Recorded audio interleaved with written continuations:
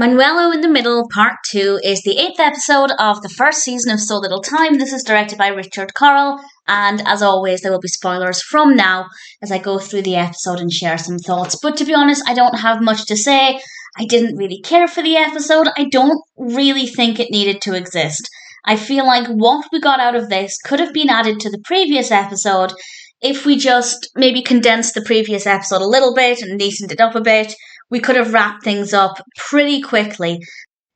The previous episode saw Manuel leaving the family home because they kept him out of a family photograph. And as I mentioned in that one, I don't think he should have been in the photo. I think maybe they should have done a second photograph with Manuelo in it as well.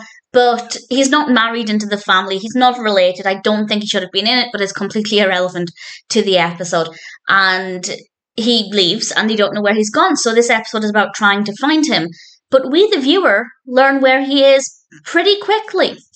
And it's just about Mary-Kate and Ashley and their parents finding him. And honestly, that's it. That's all that happens, is they're trying to find him. But we know where he is. So it's not exactly a mystery. It's not interesting. Nothing happens for the entirety of the episode. And as I said, we could have wrapped things up exceptionally quickly at the end of the previous episode, maybe just by having an extra 5 minutes, and we could have easily achieved that by removing some of the fluff from earlier on in the episode. So it's not a good episode. It didn't need to be 2 parts.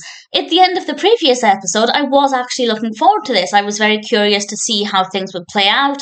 I was keen to see how they'd handle things and what would happen, but the execution is very boring, very, very dull. So I didn't care for it at all. Obviously, if you watch the previous episode, check it out and see how the story concludes. But Manuelo in the Middle, Part 2, definitely didn't need to exist.